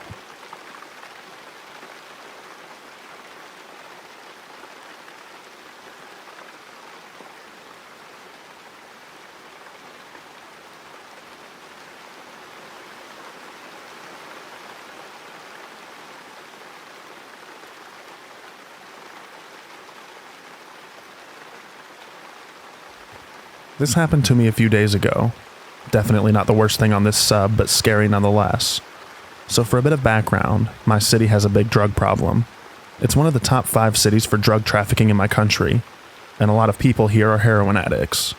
Thankfully, there are some good parts of town. I'm lucky enough to live in an area where, when I'm walking around after dark, as long as I don't go near the main station, I'm fairly safe. As soon as you go to the north and middle part of town, it's a very different story. People get robbed, assaulted, and stabbed every day. I try not to go there too often, but sometimes I need to if I'm visiting someone. So the other day, I was walking back from my friend's place in the middle part of town, and wanted to take a short break because my back was hurting from all the stuff I was carrying. I told myself I would take 5 minutes to smoke a cigarette, then be on my merry way. It was only 6 p.m., but it was already dark, and very few people around. Literally 30 seconds after I sat down, a scruffy woman came down the path behind me and stopped, standing about 3 feet next to me. That's not the weirdest thing in the world, but the way she was just standing there, clearly trying to look casual, immediately made my gut clench. She just kept shooting glances at me and my stuff. I had a bulging backpack and a guitar case next to me, and I was uncomfortably aware of the fact that my bottle of pepper spray that I usually carry with me was in my other jacket. The whole situation just put me on edge. I felt like I was a fish being watched by a shark that was about to eat me. I tried not to seem too scared. I put up my cigarette and quickly picked up my stuff, and headed back down the path where I came from towards a busy and reasonably well-lit road. About 2/3 of the way, I looked back over my shoulder. The lady had taken a few steps after me, stopped when she saw me staring, then headed down an opposite path. I might have been overreacting. Maybe she didn't have any bad intentions. I mean, I'm pretty sure she did, but maybe. However, my gut was just screaming at me to get out of there, and I try to listen to my gut. And I'm sure as hell gonna make sure that I always have my pepper spray on me from now on.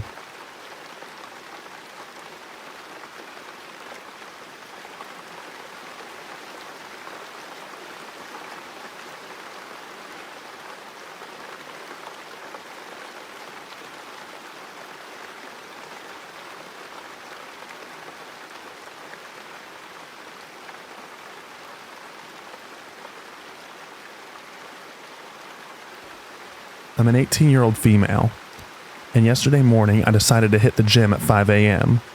On the way, I noticed that my car was super low on gas. A bit nervous, I pulled into the nearest open gas station.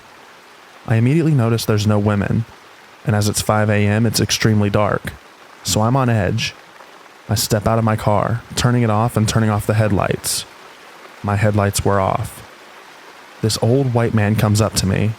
I'm on red alert already. He speaks, "Your right headlight is out." My headlights are off. He hasn't walked in front of my car even if they were on. I simply say, "Okay, thanks," hoping he'd go away and I could get gas. He doesn't. "Your car's an '02 model, right? I can help you fix it. Come with me. I'll fix it for free." He keeps trying to convince me to go with him. No, my car isn't an '02. I simply said that as it's true, and I scamper into my car and speed off, shaking the whole way.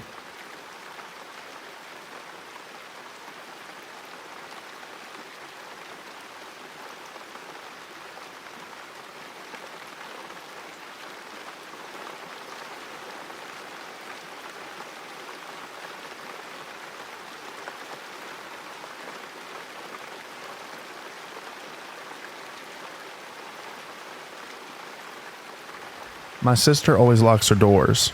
She got a job after college in the Washington, D.C. area, big city. She lived alone with her cats during 9/11 and the sniper shootings. She's obsessively kept her apartment doors locked. She kept her car doors locked. She locked her windows. She locked everything. What are the chances that the one night she left her back door unlocked, that would be the only night someone would try to get in?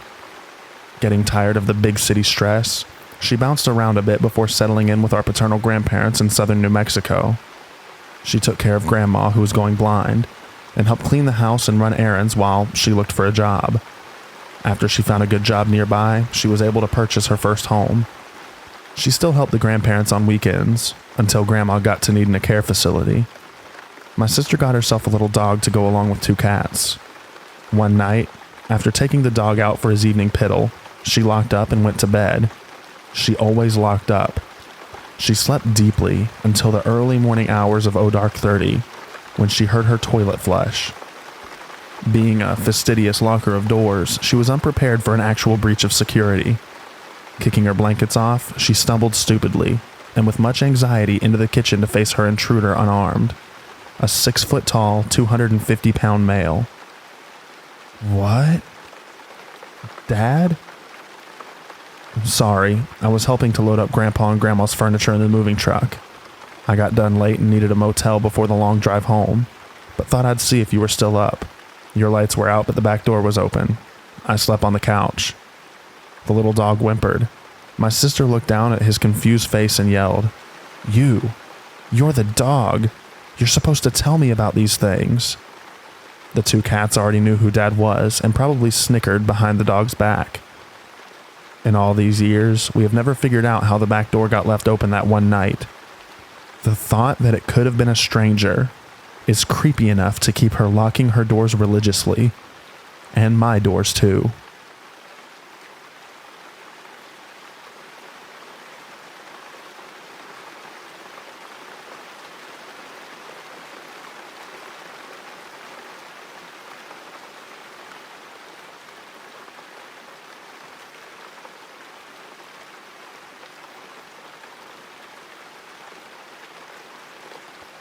I am a 28-year-old female. I live alone in an apartment complex and have for my entire adulthood. I don't scare easily and generally feel safe. A few days ago, while taking a full tote of things to throw away down to the dumpster, a random lady pulled up behind me questioning if I was throwing the tote away and why. It was an old tote with a very cracked lid, not that it was anyone's business. I explained it wasn't functional anymore, and she proceeded to drive around the loop of our parking lot and leave completely. Flash forward to 15 minutes ago, when I came out of our building's laundry room downstairs to see this same random middle-aged woman at the entrance to the open alcove that leads into our building, leaning forward with a hand above her eyes, the way you'd look into a window, just staring at me. She, nor her vehicle, which had been red in the first incident and now was a different dark blue one, had been there when I first came down the stairs. I said hello and she proceeded to smile, say hi, then turn around and walk directly to her vehicle and then leave the apartment complex. Honestly, she looked completely normal. I'd expect to see someone fitting her description at a church or working with kids, but I still got a weird vibe. So that's fun. Also, this is not me speculating about anything having to do with possible trafficking. Just a post about a creepy encounter on the page for creepy encounters.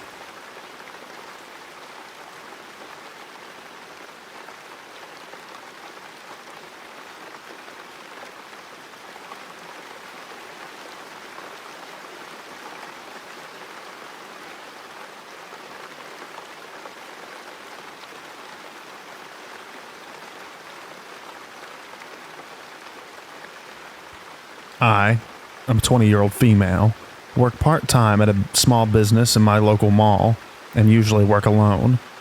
I'm a sales associate, so I'm required to talk to customers and encourage them to buy things. It was the last hour of my shift when a creepy man came in. He was about mid-40s, and everything about him was odd, i.e., clothes didn't fit, expensive shoes, socially awkward, etc. He originally asked a pretty standard question about a less expensive item that I happily answered. After this, though, he continued to ask questions almost as if he wanted to keep my attention to him. He then asks if he can try out our most expensive item in the store, which is a massage chair. I say yes. We let everyone try it out. At this point, I just thought he was an innocent yet socially awkward guy. He gets in the chair to try it out and continues to ask unusual questions. We chit-chat a bit, and I tell him the massage chair's features and the price of it.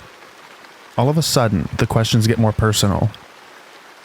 He asked what high school I went to, and if I missed it. Me, being naive, I said the high school I went to and that I did not miss going. He said some story about a teacher that I've never heard of, and said he missed high school a lot. He asked if I lived around there, to which I avoided the question but implied that I lived close. He then repeatedly asked me the price of the chair, and asked me to calculate the price along with our two most expensive items in the store. I thought he was fully interested, and I was convinced he was about to buy it. We make commission on the chair, so I ignored the creepiness because I wanted to make the sale. He kept insisting that he needed to walk out with the chair today, and he has a truck that is big enough to hold it. It seemed I had finally answered his questions to his liking, because I was able to walk away a bit. He then made a phone call and started describing how I look, my age, where I live approximately, and what store I worked at. He then said to the person on the phone, "We got one. We got one." I had suspicions that he was creepy, but this confirmed it. I asked him from behind the cashier's counter, "You're not talking about me, right?" He shook his head no. He then stood up from the chair and said he will not be buying the chair today. I was so scared and alone. No one else around but me and him. I ran to the back and grabbed all my stuff and pulled out my pocket knife. He then left the store and hung out right outside the only entrance and exit. I didn't want to leave, but I couldn't stay inside the mall. I waited for him to go out of the line of sight, and then quickly locked the doors and ran outside to my car. I called my manager, and she said that I have to close the store properly, turn off lights, count the register, etc. So she told me to go into a nearby store in the mall and call a security escort. I did that, was escorted back to the store to close up, and was escorted back to my car with no further incident. I live in a city with one of the highest crime rates of human/sex trafficking in the country. Was I being targeted by a human trafficker? Edit. I appreciate all the support and education on human trafficking and how they target their victims. When I wrote this post, I was not educated on this topic, and this was the first thing that came to mind when I had this encounter. I realize now that this was not human trafficking, but still a scary encounter, nonetheless.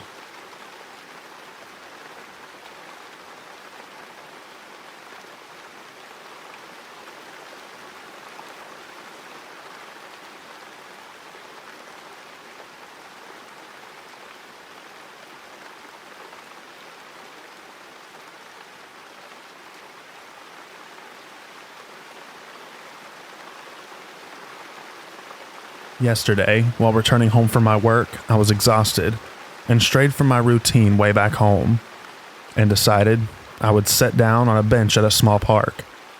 The park was empty at the time. About 5 minutes later, a young man, I'd say he was in his late 20s to early 30s, dressed in a business suit holding a briefcase set to the bench across from me, and started to occasionally stare at me. Later on, he got up and sat next to me on the bench and said, "How are you, Jennifer?" Now, Jennifer is not my first name, but I'll use it as a placeholder. He had a British accent, and he was speaking in a very exaggerated manner. I was surprised and thought this was someone from my college or high school that I did not remember at the time. And when I asked how he knew my name, he simply replied, "Oh, it doesn't matter," and then put his briefcase to his lap and clasped his hands on top of the briefcase. At this point, I started to feel worried and asked him again how he knew me, but before I could finish my sentence, he interrupted me and said, "I'll get into it in a little while, but first let me ask you, are you satisfied with where you're living right now?" And then just said my entire address. He then said, "What are your thoughts on your workplace?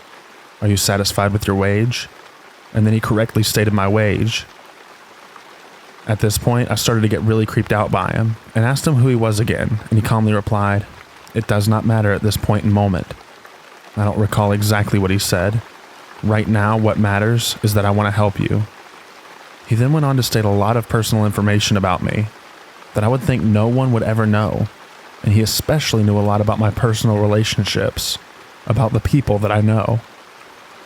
As he was saying all this stuff, I started to pack my things and got up from the bench and asked who he was and what he wanted in a worried manner. He didn't answer me and told me to calm down. I then yelled at him, asking what the actual F he wanted from me and who he was. He didn't say anything, and he did this very weird thing where he rolled his eyes first and then slowly turned his head behind, as if someone was standing behind him, and just said, "Very well then." The way he did that was very strange, like almost as if he was a character giving the camera a side eye and breaking the fourth wall. He picked up his briefcase, got up from the bench, and started to approach me. I tried to reach for the pepper spray in my bag, but he grabbed my arm and said, "No need for that," pushed me away, and I lost my balance and fell to the ground. He then quickly walked away.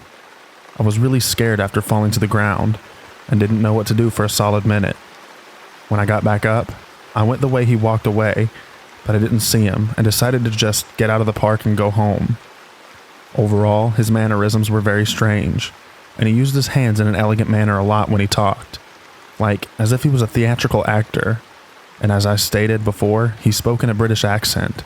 I live in the United States, and spoke theatrically as well. He was tall, very well dressed, clean shaven, had short slick back hair, and was wearing circle glasses. Another detail that I noticed was that he had this square pin on the lapel of his blazer. The pin was white, and it had a little black trident on it. I haven't been to the police yet, and I intend to ASAP, but I really don't know what to say or what evidence to provide apart from a small wound on my hand. Is there a place where I can ask for some advice about what to do in this situation? Also, I apologize for the way that I wrote this. My mind is a mess right now.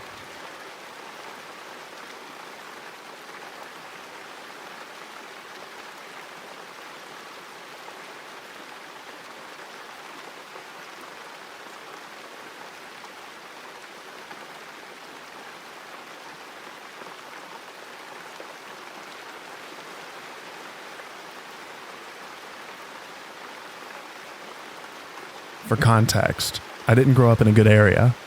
I won't give the location for privacy, but I live in a fairly large city. At the time, I was around 10 or 11 years old. This was overall not a good idea. Lots of gang activity, drug use, that kind of thing. One of those neighborhoods with the jacked up sidewalks and shopping carts strewn everywhere.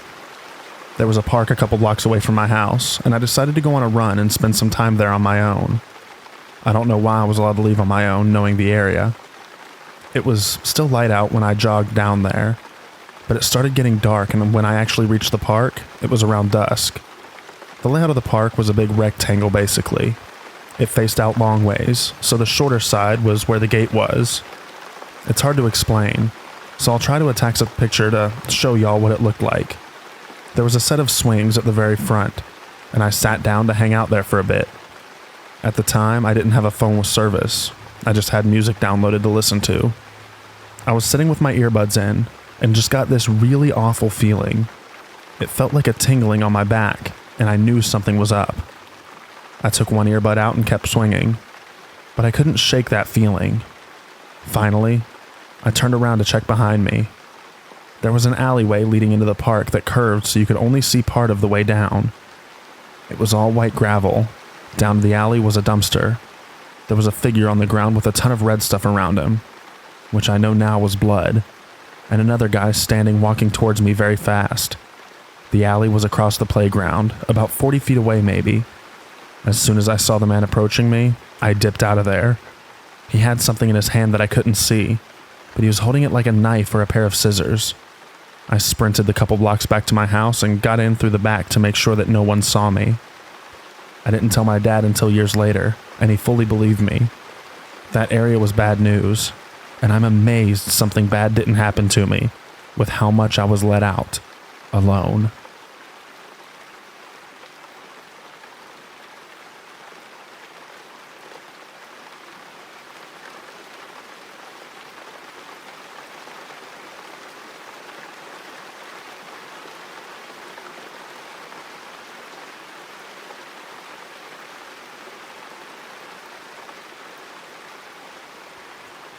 On Sunday, 27th November, at 1945, I left Hotel Zarion in Krakow, Poland, with my boyfriend to go to Kogel Mogul restaurant via Bolt. However, just prior to this, I had a drink at the hotel bar, and within 15 minutes of drinking some of it, I commented on how drunk I already felt from it. Upon arriving to Kogel Mogul restaurant in Krakow at 2000, we proceeded to have dinner and some wine. This is when I blacked out, and the rest of the night is a blur. We apparently left the restaurant shortly after, and went to a bar which was a walking distance from the restaurant.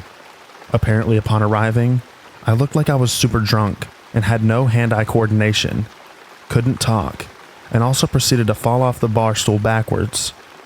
At this point, my boyfriend tried his best to take me out of the restaurant, and whilst walking to the taxi, I fell over again completely into a pile of bikes. I couldn't even stand up by myself. Upon arriving back to our hotel via taxi, he got out first, and before I could get out, the taxi drove off with me still in it. At this point, I still do not remember anything at all. My boyfriend straight away called the police, and tried calling me but I didn't answer, and he tracked my location to a car rental company. Finally, after about an hour, a woman picked up my phone pretending to be me. This was when my boyfriend called the police again to chase them, who came to a hotel to investigate. I only have 3 glimpses of memories for the window of 5 hours that I was missing for. Being told to hide in the backseat footwell. Being in a house which is still mid-construction, which did not look like it was in a city, with other young females who had IVs attached to them. Being on a motorway, crying and pleading to them that I have to get back to the hotel to get my passport, as I have a flight back to London. I somehow, and don't know how, managed to get back to the hotel after loads of crying and pleading and negotiation. As they dropped me off at my hotel to get my passport, I ran straight to reception and did not go back out again. From this point, I slowly started becoming more conscious of my surroundings, but it's still quite foggy. Shortly after returning to my hotel room, the police were informed that I had returned and started their investigation, and looking at the CCTV footage which confirms my story. I then shortly realized that I was wearing a polo from the car rental company, which was located in the same location as my phone for the rest of the night. However, every single time someone would pick up my mobile, it would be a different woman of Albanian descent, and they said that they found my phone on the street, which doesn't make any sense. Weirdly enough, my boyfriend got a phone call from a different police station the following morning, saying that my phone was handed in. I have the taxi driver's photo, the register plate, name, and phone number, which was also passed over to the police in Poland. However, they haven't been able to help in any way.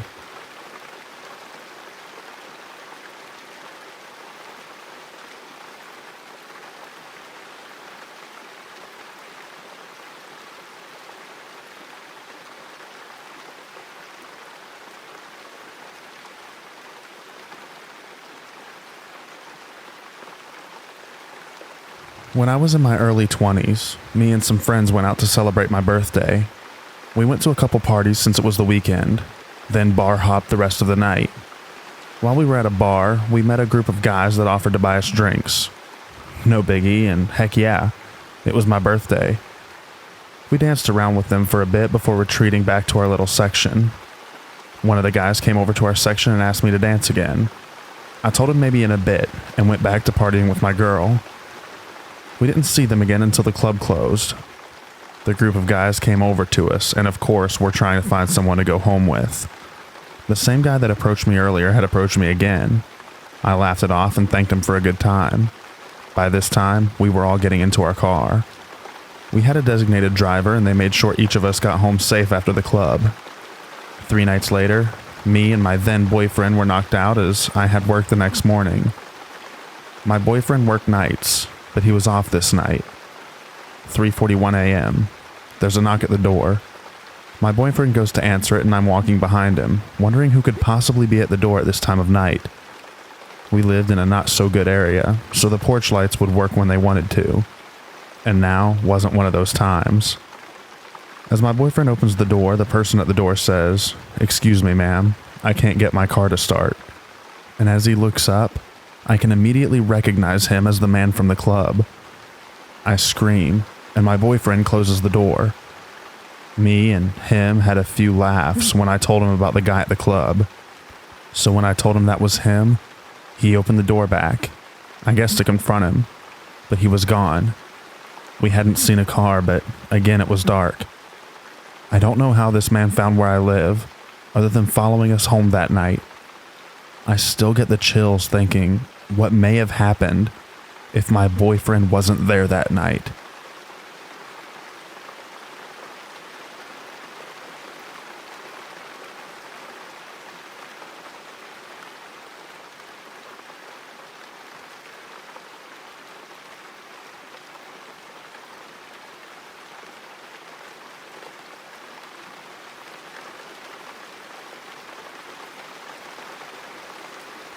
So about 9 years ago, my boyfriend, now husband, 44 male, and I, a 40-year-old female, were driving cross-country from California to Florida. My husband had an enormous Rottie named Kuma. It means bear in Japanese, and it fit. He was 110 pounds. I had only just met Kuma maybe 2 days prior, since my husband and I were in a long-distance relationship at the time. So we, Kuma and I, didn't know each other very well yet. But he was a great boy and talked a lot. We called him Umble Grumbles.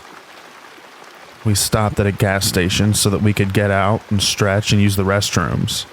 He got Kuma on his leash and said he'd take him for a walk. I offered to do it instead since I didn't need to use the restroom urgently. Now, I'm not a small girl. I'm 5'10", but I am petite as my husband calls me, maybe 125 pounds. My husband is almost 6'5" and built like a Viking, so a dog Kuma's size wouldn't affect him one way or another if he tried to bolt chasing a squirrel or something. I, on the other hand, will admit I was nervous once he handed me the leash to hold him, because if he decided to try anything, I wasn't big or strong enough to stop him.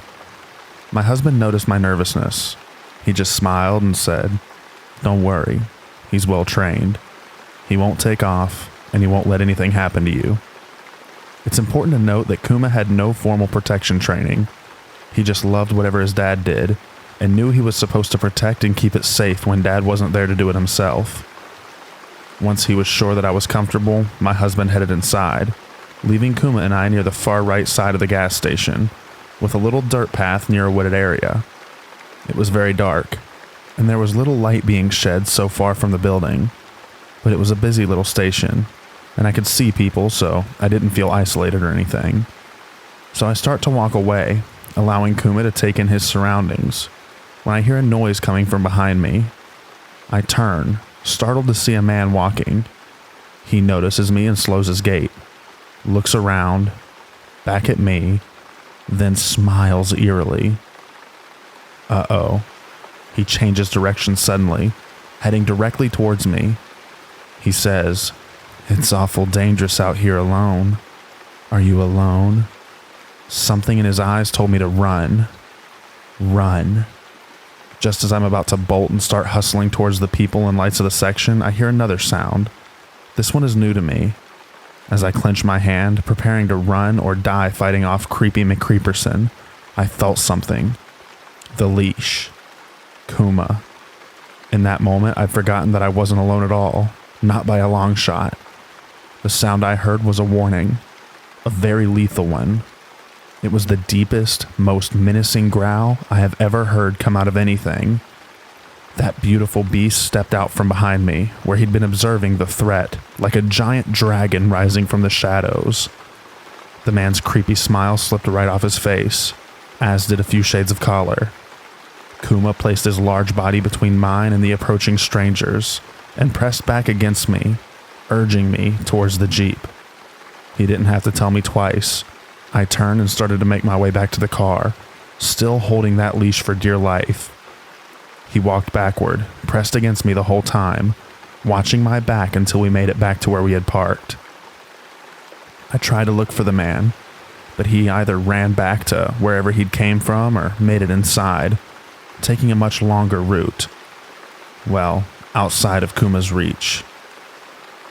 I told my husband what happened, and honestly, I'm not sure who would have done more damage to that unfortunate man had they located him. Every day for the next 9 years, Kuma was my best friend and guardian. Rest in peace, baby boy.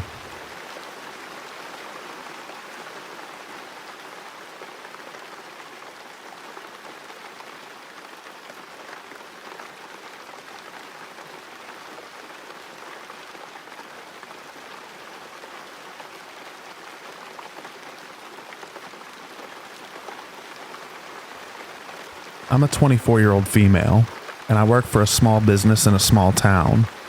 We have a storefront and a studio in one building, so we often have customers come in while we are actively working. Today, a customer, a 59-year-old male, came in. Context for how I know his age coming later. He's someone my boss had met previously, because she was taking out the trash one day and he stopped to say hi. He lives in the apartment complex close to our studio. From what my boss told me about that encounter, he was a bit odd.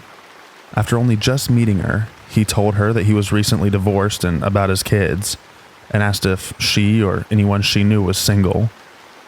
Today when he came in, he handed my boss a flyer for his daughter's birthday party that's being held on Friday. The party is going to be held in the yard of the apartment complex, which is adjacent to our studio. So I guess he figured he'd invite some of the local business owners nearby, as there are more businesses than just ours nearby. Also on Friday is a town celebration of the start of the holidays. It's a pretty big deal around here. It goes on most of the evening, and I'll be needed at work to help run the store in case customers come in. Now keep in mind that I had never personally met this man. He did not know my age or my name. As soon as he walked in and saw me, he stared at me for longer than a few seconds, and I was immediately uncomfortable. My boss and him got to talking about the party for his daughter, and he mentioned that he was looking for someone to babysit his daughter while he cooked the food for the party guests. She's a young teen and also has Down syndrome, so I guess he felt like she needed supervision. He and my boss looked over at me to see if I'd do it, and I faltered because I got very weird vibes from this guy and I didn't know what to do. I would have trouble saying no, so while I didn't outright say yes, I made it clear, I think, that I wasn't interested. He told me he would pay me $200 for 4 hours, and while that was tempting, it wasn't enough to make me change my mind. I ultimately ended up taking down his information after he asked me how old I was, because he said he wanted to hire someone who was over 18 and didn't know if I was. At my surprised look, because I don't think I look under 18, he said he's 59 years old, and can't tell how young people are because we all look like infants to him. I ended up texting him not even an hour later to tell him I couldn't do it because I was too busy with work, which is true. But in truth, I mostly said no because I was so uncomfortable. I even left work early today because I was so unsettled, and the whole interaction is still sitting wrong with me almost 12 hours later. So I ask you all, am I overreacting, or am I justified in being super creeped out?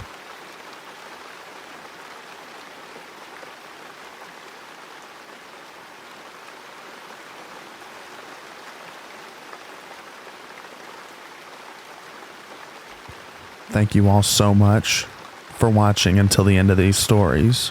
I really appreciate it. And I want to give a special shout out to all of our channel members. Thank you so much to Jado, Sarah Rodriguez, Inner Scare Wifey, Chili, Snowing Wine Drops, Tina Mead, Taylor Ruist, Claire, Casey Brown, Atlas, They Love Jay, No One, Avery Prolks, Antoinette Flowers, Snea Nair, Tyler Aliberti, Francis Egan, Natasha Hovermail, Leslie Jarbath, Caroline Hawksworth, Glenn Williams, Tamaki Yamajiki, Thumb, Eric Donter, Selena Stewart, The Grim Reaper's Nightmare, Lisa Lynn, Tangela Young, Miss Cannabis, Anon Q, Mathematica, Christy Goodall, Skincrawler, Taryn, Hail Mary, Ruby Wilson, Jennifer Moyer, Classic Sonic the Hedgehog, Cappy Karma, Paul Reese, Via MajK0101, and Honey Pond. I appreciate each and every one of you, and I appreciate everyone who watches the video. Thank you all so much. I appreciate you greatly. I hope you all have an excellent rest of your night. Please enjoy the extra rain at the end of this video. Good night, everybody.